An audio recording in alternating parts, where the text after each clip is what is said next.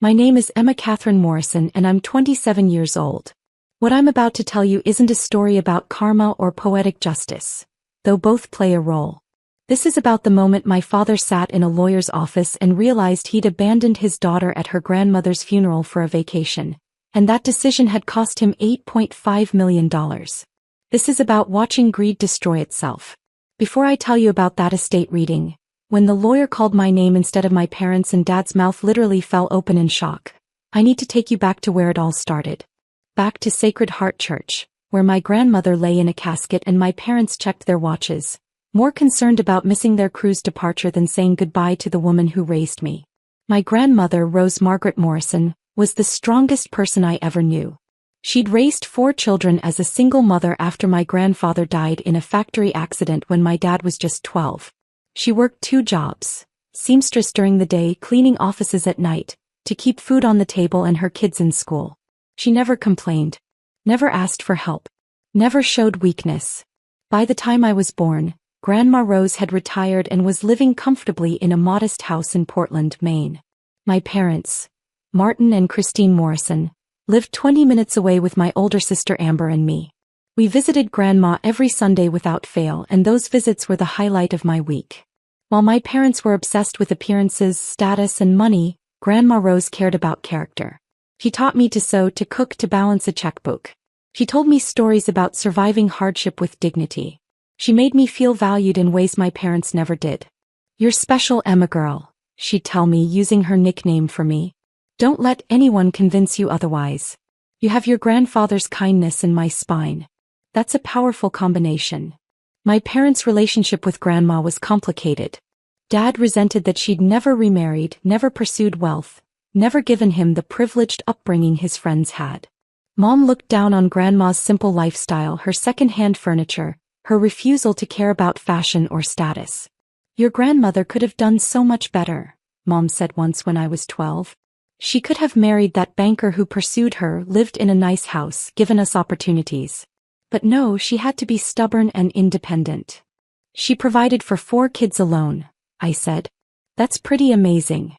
"It's poverty, Emma. Nothing amazing about that." I stopped arguing with Mom about Grandma after that.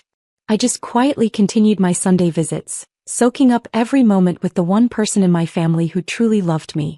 When I was 14, Grandma was diagnosed with pancreatic cancer. Stage 4. The doctors gave her 3 to 6 months. She lasted 4 months, and every day of those 4 months I was by her side. I'd take the bus to her house after school, do my homework at her bedside, read to her when she was too weak to hold a book herself. My parents visited occasionally, always briefly, always checking their phones. "You're spending too much time there," Mom complained. "You're 14. You should be with friends, not sitting in a dying woman's house." "She's my grandmother," I said. "And she's not just dying, she's living her last days. I want to be there." "Well, don't expect us to chauffeur you around. If you want to waste your youth playing hospice nurse, that's your choice." Grandma passed away on a Tuesday in November. I was there holding her hand when she took her last breath. The hospice nurse was there too, along with Grandma's best friend Margaret, a woman in her 70s who'd been Grandma's neighbor and confidant for 40 years. "You're a good girl, Emma," Grandma whispered in one of her last coherent moments. "Don't let them change you. Promise me." "I promise, Grandma." She smiled, squeezed my hand weakly and closed her eyes. 2 hours later she was gone. If you're genuinely enjoying this story, please hit that like button. Your support helps me continue sharing these stories. I called my parents from the hospice. Dad answered. "She's gone," I said, crying. "Grandma died." There was a pause. "Hey, we'll handle the arrangements. Come home. Can you pick me up?" "Emma, we're busy. Take the bus. We'll see you at home." He hung up. I sat in Grandma's room, now just an empty shell without her presence, and cried while Margaret held me. "Your grandmother loved you more than anything," Margaret said softly. "She told me so many times how proud she was of you, how you were the light of her life." "She was mine too," I whispered. "I know, sweetheart. I know." The funeral was scheduled for Saturday, 4 days after Grandma's death. My parents had it planned down to the minute. Viewing at 10 a.m., service at 11 a.m., burial at noon, reception at 1 p.m. We need it done by 2 p.m., Mom said when I asked why everything was so rushed. We have a 4 p.m. flight to catch. I stared at her. A flight? Where are you going? Caribbean cruise, Dad said casually, not even looking up from his laptop. 7 days all-inclusive. We booked it 6 months ago and it's non-refundable. You're going on a cruise the day of Grandma's funeral? The funeral will be over by then, Mom said as if this were completely reasonable. We'll pay our respects, attend the service, and then we'll go. Life goes on, Emma. Your grandmother wouldn't want us to cancel our plans. She would absolutely want you to cancel your cruise. I was shouting now, disbelief turning to anger. She just died. You can't just bury her and then go party in the Caribbean. Watch your tone, Dad said sharply. We've already paid $8,000 for this cruise. We're not throwing that money away because of bad timing. Bad timing? She's your mother. And she's dead. Mom's voice was cold, final. Being sad won't bring her back. We're going on our cruise and you're staying with Amber for the week. End of discussion. I looked at my sister, who was 17 and had her headphones in, completely checked out of the conversation. She didn't care about Grandma, didn't care about me, didn't care about anything except her phone and her friends. I don't want to stay with Amber, I said. I want to stay with Margaret. Who's Margaret? Dad asked. Grandma's best friend. She offered to let me stay with her. My parents exchanged glances. Fine, Mom said with a shrug. Whatever. As long as we don't have to change our plans. The funeral was exactly as rushed and impersonal as they'd planned. The church was half empty. Grandma had outlived most of her friends and the ones who remained were elderly and frail. My parents' siblings, 3 uncles and their families, attended, all looking vaguely uncomfortable. I sat in the front pew with my parents and Amber. Margaret sat directly behind us. The service was generic, delivered by a priest who'd never met Grandma and kept calling her Ruth instead of Rose. I wanted to scream. This was Grandma Rose, who'd raised 4 children alone, who'd worked herself to exhaustion to provide, who'd taught me everything that mattered. And she was getting a 30-minute cookie-cutter service because my parents had a cruise to catch. When it came time for family to speak, no one stood up. The priest looked at my father expectantly. Dad checked his watch and shook his head. I stood up. I'll speak, I said, my voice shaking. I walked to the podium and looked out at the sparse crowd. Then I talked about Grandma Rose for 15 minutes. Her strength, her kindness, her wisdom, her love. I told stories that made people laugh and cry. I honored her the way she deserved. When I finished and returned to my seat, my mother leaned over and whispered, "That was unnecessarily long. We're going to miss our flight." I didn't respond. I just stared straight ahead, hating her. The burial was quick. Grandma was lowered into the ground next to Grandpa, and the priest said a brief prayer. The reception was held at the church basement. Sandwiches and coffee that my parents had ordered from the cheapest caterer they could find. At 1:45 p.m., exactly as planned, my parents announced they were leaving.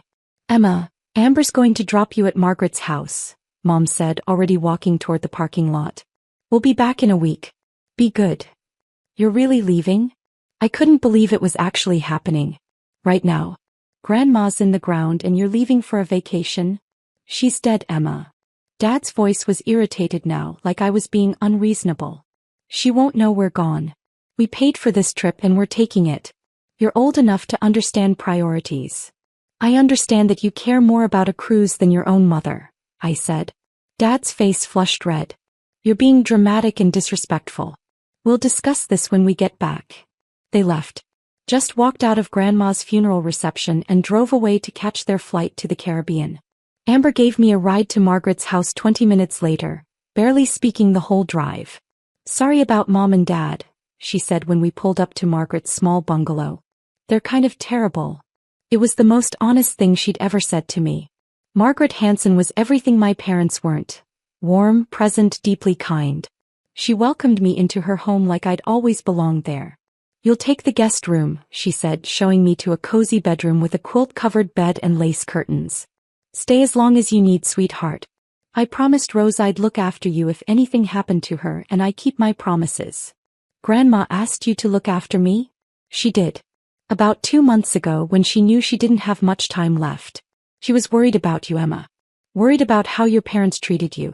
She wanted to make sure someone would be there for you." I started crying and Margaret held me while I sobbed for Grandma, for the funeral she deserved but didn't get, for the parents who'd chosen a vacation over grieving. That week with Margaret changed my life. She told me stories about Grandma I'd never heard, about her strength during the hardest years, her quiet acts of generosity, her fierce protection of her children despite having so little. "Your grandmother was remarkable," Margaret said one evening over tea. "She never had much money but she was rich in the ways that mattered. And she loved you so much, Emma. You were her pride and joy." "I loved her too," I whispered. "I know you did. And she knew it too." When my parents returned from their cruise, tanned, relaxed, and full of stories about buffets and excursions, they barely acknowledged I'd been gone. "Did you behave yourself at Margaret's?" Mom asked. "Yes." "Good. Back to normal now." But nothing was normal. I couldn't look at my parents the same way after they'd abandoned me at Grandma's funeral. Every interaction was colored by the knowledge that they'd prioritized a vacation over saying goodbye to the woman who raised them. I started spending more time at Margaret's house. She never minded, in fact she encouraged it. We'd have dinner together, work on sewing projects she'd learned from Grandma, talk about books and life and dreams. "You're always welcome here," she told me. "This is your second home." It became my first home. My real home. The place where I felt valued. Drop a comment and let me know where you're watching from. Your support means everything. The custody arrangement. 6 months after Grandma's funeral, things came to a head. My parents had been arguing constantly about money. They'd overspent on the cruise and other luxuries and were behind on bills. The stress made them even more insufferable than usual.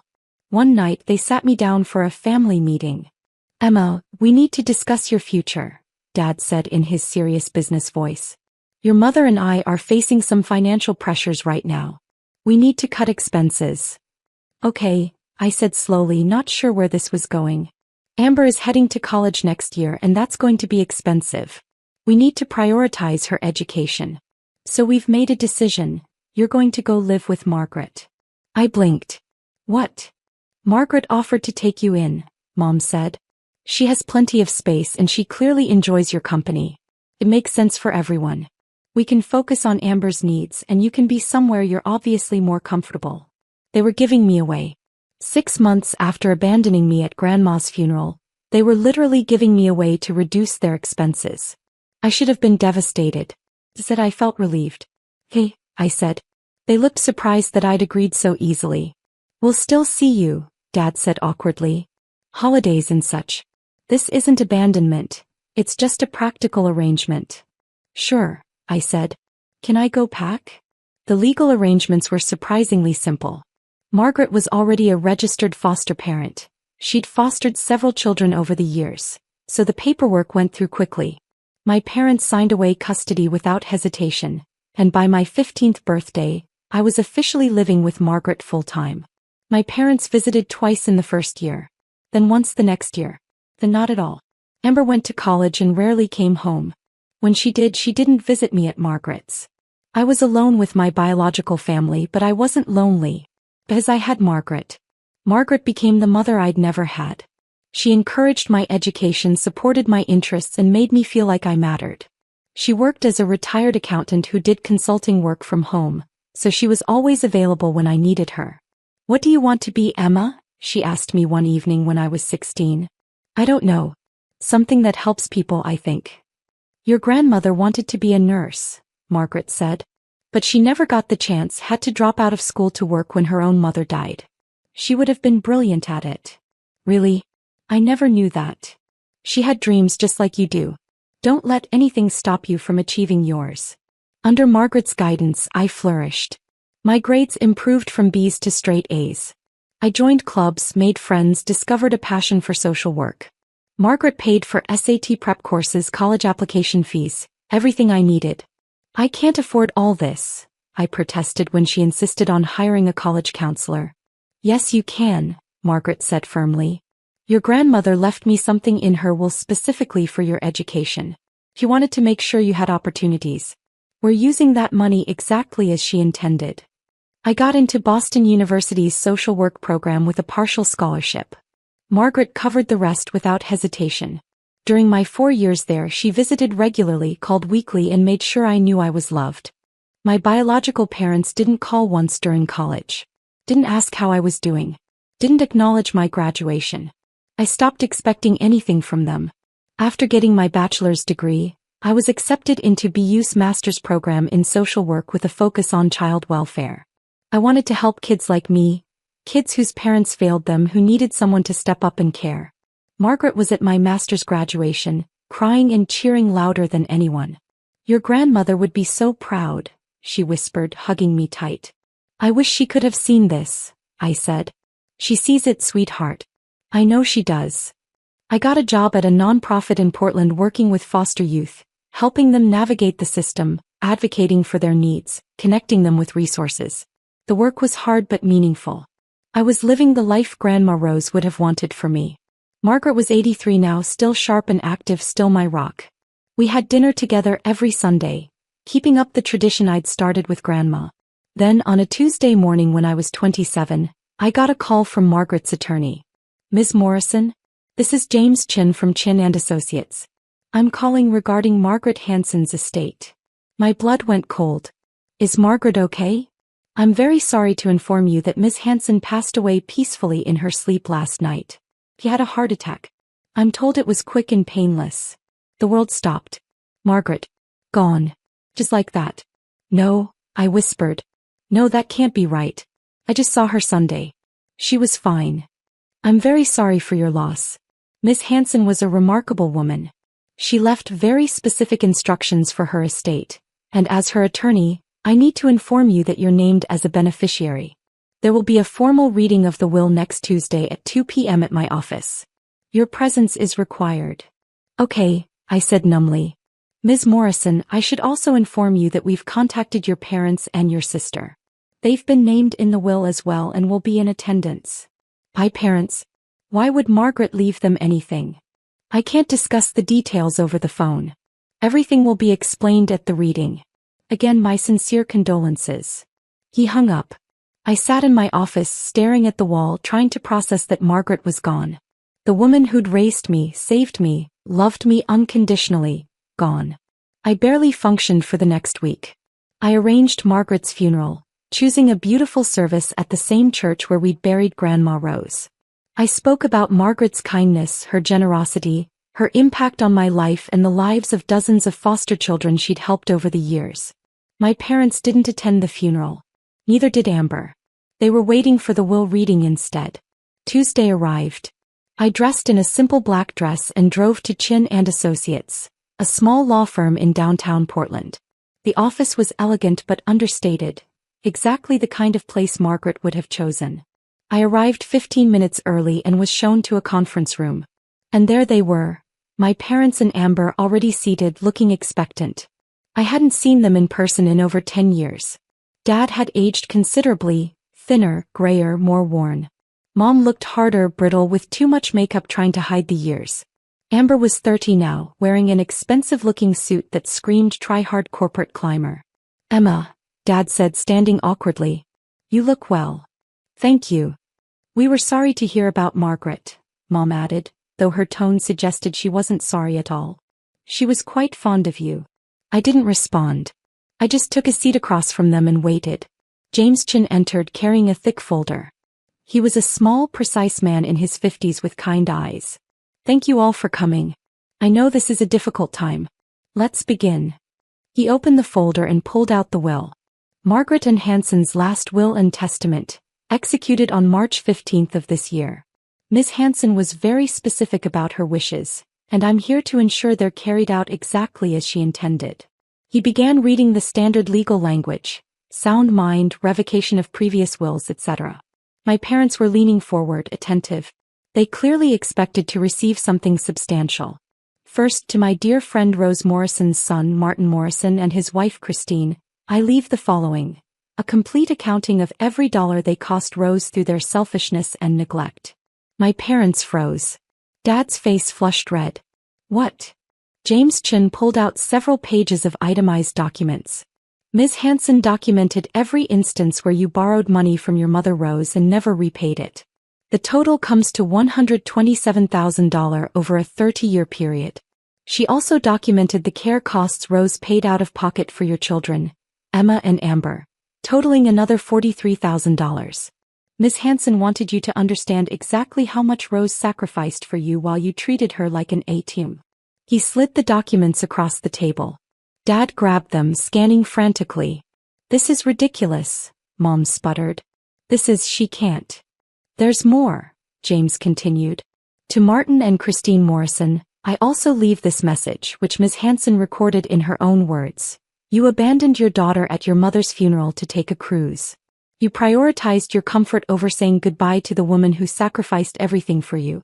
You gave Emma away like she was a burden instead of a blessing. You are the worst kind of parents. The kind who see children as accessories or inconveniences rather than human beings deserving of love. I hope this knowledge haunts you. The room was silent. Dad's mouth was literally hanging open. Mom had gone pale.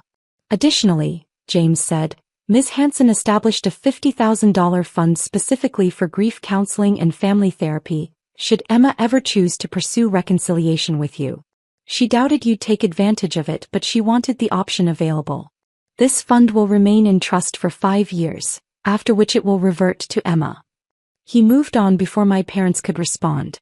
To Amber Morrison, I leave my collection of first edition books, valued at approximately $15,000, with the hope that you might read them and learn something about compassion and family loyalty. Amber looked confused. That's it? Books? Yes. Ms. Hanson felt strongly that material wealth given to those who don't appreciate it is wasted. She hoped the books might provide some value to your life, though she had her doubts. James turned to me and his expression softened. And now, to Emma Catherine Morrison, whom I have loved as a daughter for 13 years, I leave the entirety of my estate. This includes my home at 428 Maple Street, valued at $680,000. My investment portfolio, currently valued at $3.2 million. My savings accounts, totaling $1.4 million. My retirement accounts, valued at $2.8 million. And various other assets including vehicles, jewelry, and personal property, valued collectively at $420,000. The total estate value is approximately $8.5 million. I couldn't breathe. $8.5 million? Additionally, James continued, reading from Margaret's personal letter, Emma, my darling girl, this money represents the life I built and the future I want you to have. Use it to continue your important work to help children who need advocates, to build the life you deserve. Your grandmother Rose would be so proud of the woman you've become, and so am I. You are the daughter I never had, and you've brought more joy to my life than you'll ever know. Live well, love deeply, and never forget that you are extraordinary. With all my love, Margaret. Tears streamed down my face. James handed me a tissue along with the letter, which was in Margaret's handwriting. My father's mouth was still hanging open, his face cycling through shock, disbelief, and rage. This can't be legal, he finally managed. She can't just, we're family. We have a right. You have no rights here, James said firmly. Miss Hanson's will is ironclad. I wrote it myself and ensured it would withstand any challenge. She was of completely sound mind when she executed it. You can contest if you'd like, but you'll lose and waste money on legal fees in the process. $8.5 million, Dad said, staring at me like he'd never seen me before. To her. To the daughter we gave away. The daughter you abandoned, James corrected. Miss Hanson was very clear about that. You didn't give Emma to her like some generous donation. You abandoned your child to save money, and Margaret stepped in to save that child from you. Mom was crying now, but they weren't tears of grief. They were tears of rage and regret. This isn't fair. We're her parents. We deserve. You deserve exactly what you got, I said quietly. Everyone turned to look at me. You left me at Grandma's funeral to go on a cruise. You told me she was dead and wouldn't know you were gone. You gave me away at 15 because I was too expensive. You never called during college, never acknowledged my graduation, never cared if I was alive or dead. Margaret deserved this money because she earned it through kindness, love, and showing up. You deserve nothing because you gave nothing. I stood up, holding Margaret's letter to my chest. I'm done here. Mr. Chin, please send me the estate documents. I'll sign whatever needs to be signed. Of course, Ms. Morrison. I walked out of that conference room and didn't look back. Behind me, I heard my father's voice. Emma, wait. We should talk about this. We're still family. I kept walking. It took 6 months to settle the estate completely. During that time, my parents tried to contact me 67 times. Calls, emails, texts, even showing up at my work. Each message was some variation of, "We made mistakes but we're still family," and "Surely Margaret would want you to share with your parents." I blocked them after the first 10 attempts. Amber sent one email. "I don't think what Margaret did was fair, but I guess she was closer to you than us. Congrats on the money." I didn't respond. I sold Margaret's house. I couldn't live there without her, and the memories were too painful. I kept some of her belongings. Her sewing machine, her recipe box, photos of us together, the quilt she'd made me. The money went into trust funds and investments, managed by a financial advisor. I kept working at the nonprofit. The money didn't change my commitment to helping foster youth. If anything, it strengthened it. I used part of Margaret's inheritance to establish the Rose Morrison and Margaret Hanson Foundation, a nonprofit providing educational scholarships and support services for foster children. The foundation serves 200 kids annually, giving them the opportunities Margaret and Grandma gave me. At the foundation's launch event, I spoke about both women, their strength, their kindness, their belief that love was action, not obligation. I told the story of being abandoned at my grandmother's funeral and how that abandonment led me to the woman who would raise me with actual love. The local news covered the event. My parents saw it. They sent more messages, now trying to reframe the narrative. "We always knew you'd do great things, and your grandmother would be proud." I deleted them all. I'm 28 now. The money has been invested wisely and continues to grow. I live comfortably but not extravagantly in a small house near the nonprofit where I work. I'm engaged to a wonderful man who works in education and understands exactly why my chosen family matters more than my biological one. My parents are apparently struggling financially. I heard through distant relatives that Dad's business failed and they're living in a small apartment, surviving on Social Security. They're bitter about the inheritance they believe should have been theirs. I feel nothing hearing this. No satisfaction, no guilt, just nothing. They're strangers who happen to provide DNA. The real inheritance wasn't the money. It was the lesson that family is built through presence, sacrifice, and unconditional love. Grandma Rose taught me that. Margaret proved it. And I'm passing it forward through the foundation, through my work with foster kids, through building a life based on the values they instilled in me. Sometimes people ask if I regret not sharing the inheritance with my parents. If blood family deserves something just for being related. I don't regret it. Margaret left her money to the person who loved her, honored her, and showed up for her. That wasn't my parents. That was me. They had 13 years to build a relationship with Margaret. They chose not to. They had 13 years to repair their relationship with me. They chose not to. Choices have consequences. They chose cruises and appearances and convenience over love and presence. I chose differently. Margaret's will reflected those choices. If you're reading this and you've been abandoned, given away, or treated as less valuable than your parents' comfort, please hear me. Their failure to love you properly doesn't define your worth.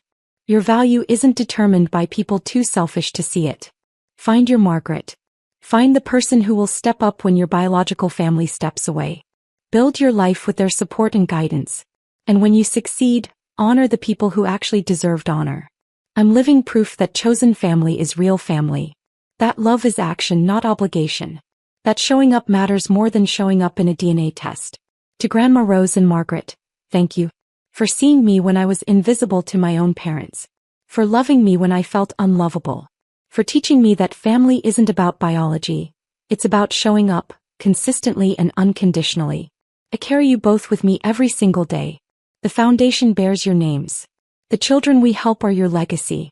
And the life I'm building is proof that your love transformed everything. You gave me the real inheritance. The knowledge that I deserved better than I was getting, and the courage to accept it when someone offered it. Thank you. For everything. Always.